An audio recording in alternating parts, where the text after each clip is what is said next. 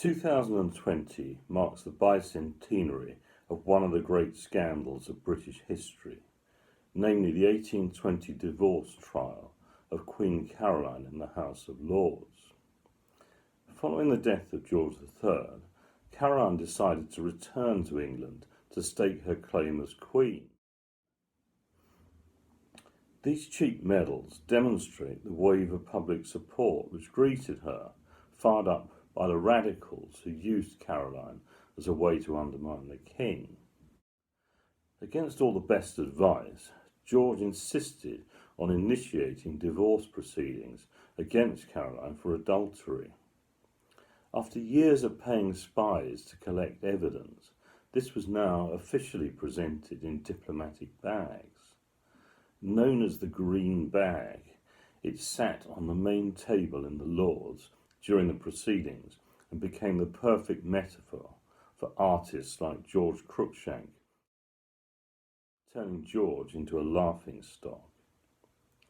Caroline's chief defence counsel, the brilliant but mercurial Lord Brougham, let it be known that whatever George's bag might contain, he could produce his own, far bigger and more incriminating, such as a previous marriage to a Catholic. The chief prosecution witness was a former servant of Caroline's, Theodore Maocchi, who gave sensational detailed evidence of the intimacy between Caroline and Bartolomeo Bergami. The nation was gripped and the Sunday papers went mad, as did the circulation figures. However, under cross-examination, Maocchi went to pieces, seemingly having a pang of conscience for his former generous employer.